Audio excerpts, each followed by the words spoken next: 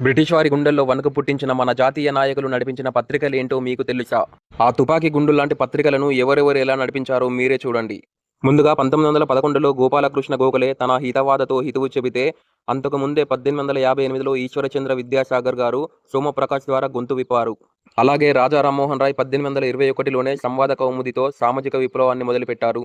ఇక మహాత్మా గాంధీ 1919లో యంగ్ ఇండియాతో అహింసా మతాన్ని బోధిస్తే, 1881లో బాల గంగాధర్ తిలక్ కేసరిలా గర్జించి స్వరాజ్య కాంక్షను రగిలించారు. అదే సమయంలో నెహ్రూ గారు 1938లో నేషనల్ హెరాల్డ్తో దేశ గమనాన్ని నడిపితే, మౌలానా అబుల్ కలాం ఆజాద్ 1912లో అల్ హిలాల్ ద్వారా విప్లవానికి బాటలు వేశారు. ఇక 1868లో శిశిర్ కుమార్ ఘోష్ అమృత్ బజార్తో బ్రిటిషర్లను నిద్ర పట్టనివ్వకుండా చేశాడు.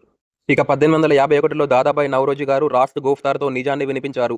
అని బెసెంట్ గారు 1914లో న్యూ ఇండియాతో ఉద్యమాన్ని ఉరకలెత్తించగా, చివరగా డాక్టర్ బాబాసాహెబ్ అంబేద్కర్ గారు 1920లో మూక్ నాయక్, 1927లో బహిష్కృత భారత పత్రికలతో అణగారిన వర్గాల చీకటి బతుకుల్లో వెలుగులు నింపారు. వీడియో నచ్చితే లైక్ చేయండి.